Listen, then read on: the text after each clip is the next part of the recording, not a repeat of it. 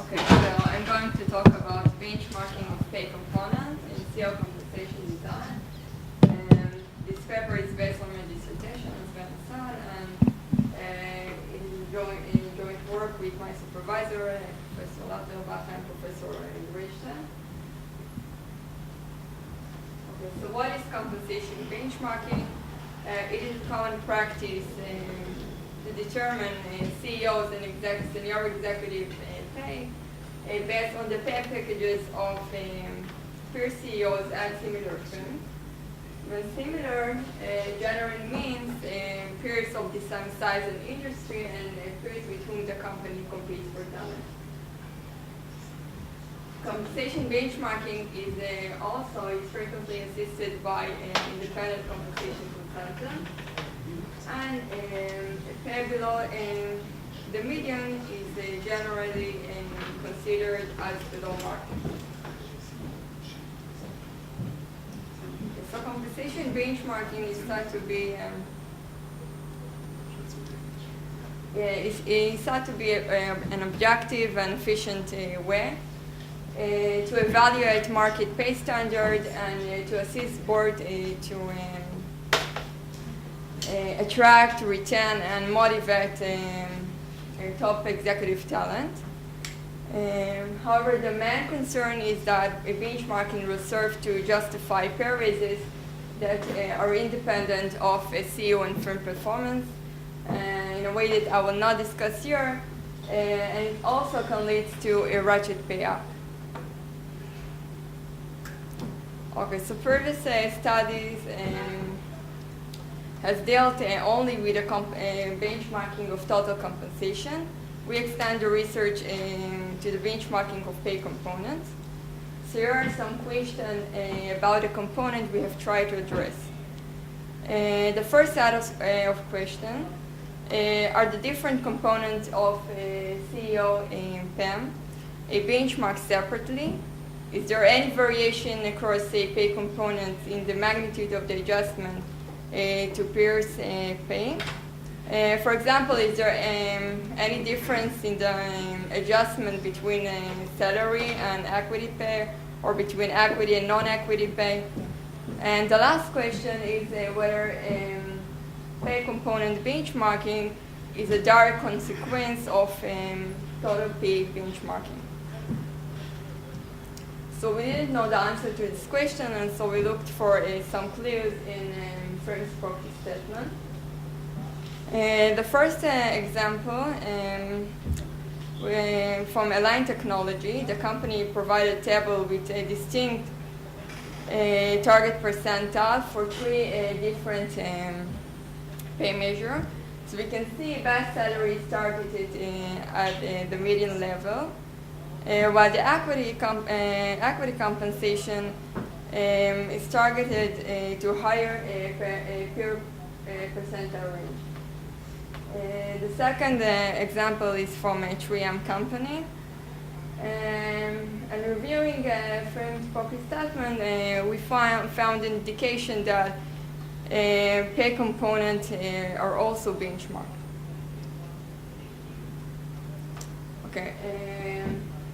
So our next question relates to the benchmarking of pay structure. Presumably, each pay component has its own character, behavior proposed, and mixing them optimally may use CEO to act in the right way. So accordingly, we ask if CEO compensation benchmarking applied also with respect to the structure of CEO pay, I mean the weight of each pay component in total compensation. So here we brought some example from a proxy statement to the benchmarking of pay structure. So if you look at the third example from Valmont, Valmont stated that the committee uses the survey data and peer group information to assess the competitiveness of target compensation level and pay mix for the CEO, CFO, and other executives. In the third question, we we examine if CEO pay is adjusted not only to pay level of peer firms, but also to a current year change in peer pay. This question is especially relevant in research year in which information availability and speed of dissemination increase.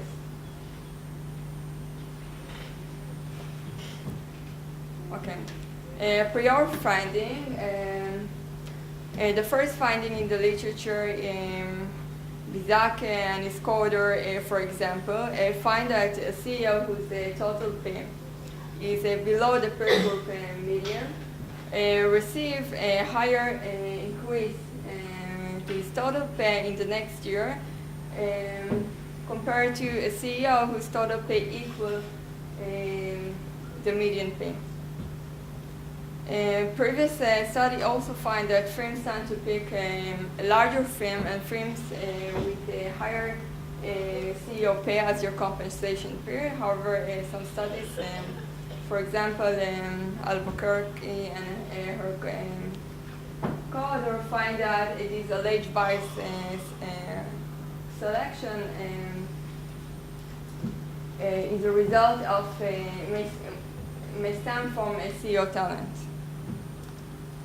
Okay, and another interesting finding, Falk and Young, for example, find that the impact of peer pay on CEO pay is larger than firm performance.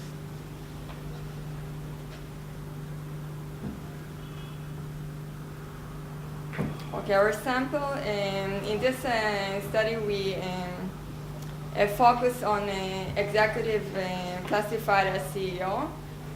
We began with all the firms included in the S&P Composite 1500 index over a period of 7 years. We construct our sample based on several databases.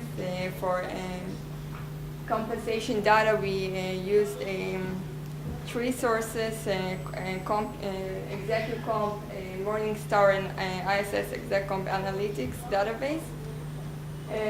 For compensation peers, we assembled the data from 2 sources. The first is from ISS Exec Comp Analytics database, and data for the first 2 years received from Professor Anna Albuquerque and her co-author, so thank you, Anna, for that. And financial data were obtained from CompuStat and Chris.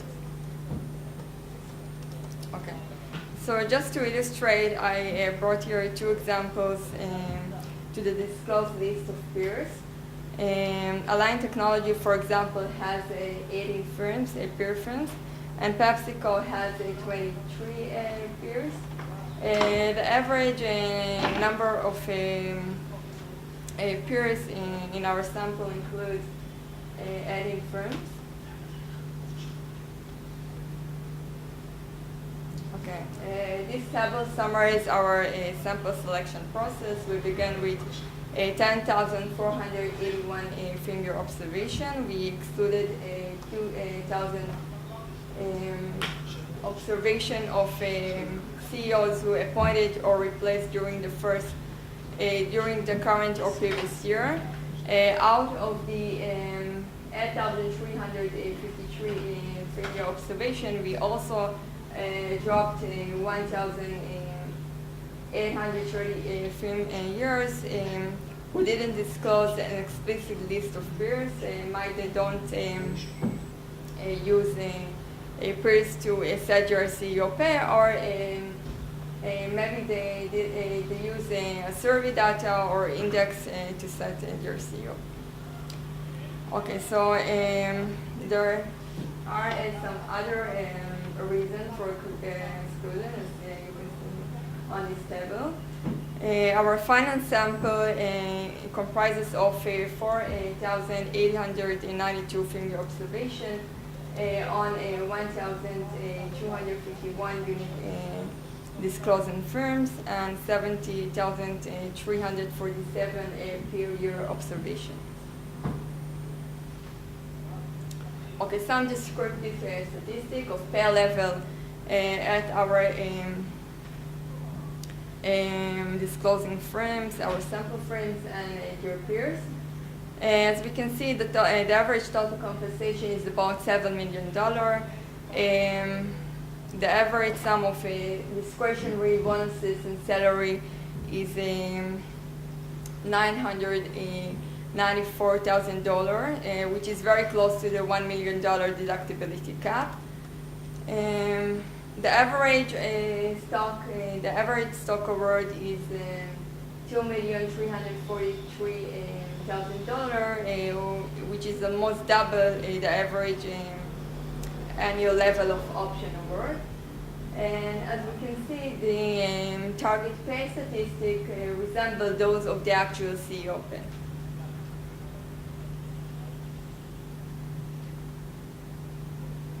Okay, so first we confirm benchmarking of total compensation. As we can see here, in the above target group, those who have above target group receives in the next year a pay cut of 8.7%. And those who have a below target compensation receives on average a pay increase of 90% in the next year. So this is evidence of total pay benchmarking. And next, we notice that each pay component is benchmarked as well. For example, non-equity performance pay. If CEO has a pay above the target, this component is cut by 12% in the next year. And if CEO has a below target PEM, she received a 9% increase in this component. Okay, so next we conduct similar tests to examine if benchmarking is employed also when determining the structure of CEO pay.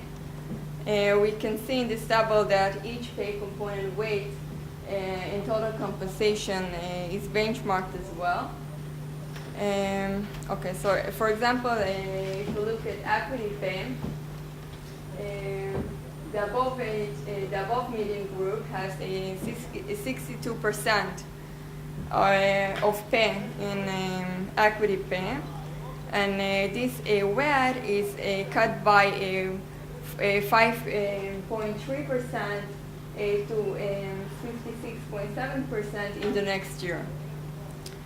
And the below median group has equity pay weight of 32%, and this WED is increased by 10% to 42% in the next year.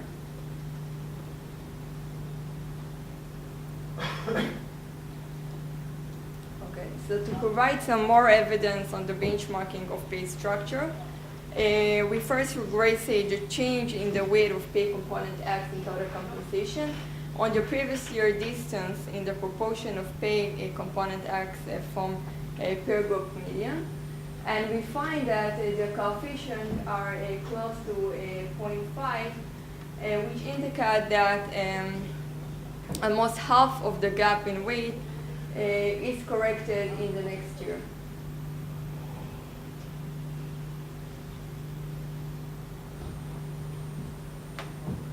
Okay, so our basic compensation model is based on existing model in the literature. To this, we add the current measure of economic determinants, and for each pay component, we estimate parsimonious specification that is restricted to include only explanatory variables that are significant at 1% level at least. Okay, so since benchmarking focuses on changes in pain, we start by first by differencing our compensation model. And to this, we add three benchmarking variables that represent the potential benchmarking of pair level and the potential benchmarking of pay structure. Okay, so our first benchmarking variable was used by Bizak and his co-author. It measured the CEO's pay status relative to peer CEOs in the previous year. We define it as the log of CEO pay, as the log of peer-best target pay divided by CEO's pay.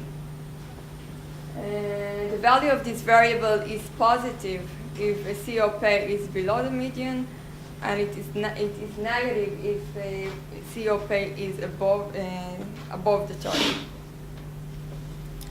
Okay, the coefficient measure how a firm adjusts a CEO pay, the ratio of CEO pay to target pay.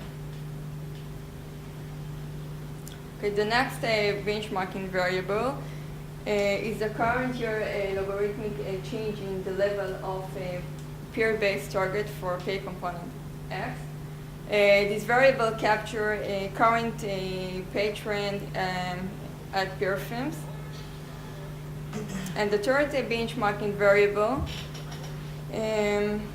measures the gap in the structure, and it is defined as the difference between the median weight of pay component X in total compensation among the chosen peer to the corresponding weight at our sample frame. Okay, so here are the results from estimating our benchmarking model. The dependent variable here is the change in CEO pay. If you look at the first benchmarking variable, you can see that the coefficients are positive and highly statistically significant. It means that, for example, if you look at the performance there, we can see that the coefficient is 0.33. It means that if CEO has a performance pay 1% below the target pay, he receives a performance pay increase that is 0.3% higher than a CEO whose performance pay equal the target performance pay. Okay, the coefficient on our second benchmarking variable are also positive and significant. The estimated effect of a 1% change in the target pay, for example, it varies from a 0.03 for salary to a high of 0.2 for equity pay. Okay, the third benchmarking variable, the coefficient ranges from 0.027 for salary to 0.33 for equity pay. The coefficient means that, for example, for equity pay, if the proportion of equity pay is 1% below the peer group median, the CEO receives an increase in equity pay that is 0.33% higher than a CEO whose proportion of equity pay is similar to the peer group median.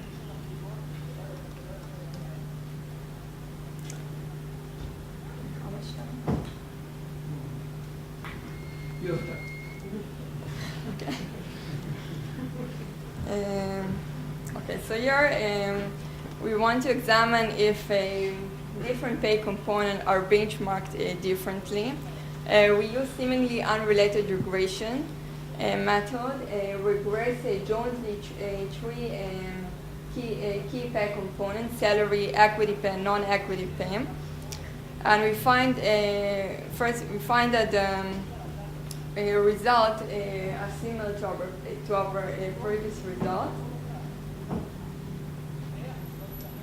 Okay, so here are the tables that summarize the result of F test. We test the cross equation differences in benchmarking variable. We can see that the adjustment coefficient of salary is statistically lower, significantly lower than equity and non-equity performance pay. Perhaps the fact that salary is a sure pay component causes the board to adjust it more conservatively than the other pay component that's related to performance.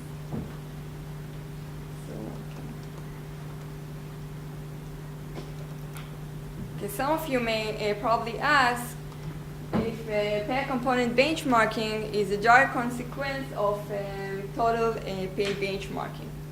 In other words, maybe there is no additional or independent consideration of any pay components. For example, if total compensation is increased by 10%, each pay component increased by 10%. So the question, is it that simple? Is there only benchmarking of total compensation, or also individual consideration of each pay component, or at least key pay component? Okay, so if everything is determined by total compensation, the variable governing the benchmarking total compensation should also explain changes in pay of key pay components. So here on the left side of this table, we reported a result of regression that included with a variable that measure a benchmarking of total compensation. The middle system of equation includes only individual pay component benchmarking variable. And on the right side of this table, we report a result of regression that includes both individual pay components and total pay benchmarking variable. And as we can see, okay, if you look at the bottom line here, okay, if you look at the explanatory power of each system, we can see that when we consider individual pay components, individual benchmarking of pay components, we can see that the explanatory power that's represented by the system weighted R square increases. So what I can say that it is not a top-down process from a total pay benchmarking to pay component benchmarking, and there is also consideration that relates to individual pay component.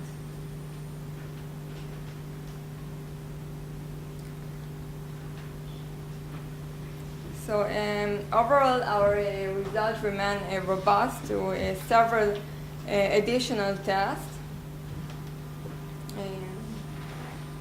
I just said that if we repeat the analysis for subsample that sample that includes only a frame that use all pay components to compensate their CEO. We find even a stronger adjustment coefficient, and the Sure estimation identifies even a difference, a significant difference in the pay in the adjustment coefficient on the weight difference.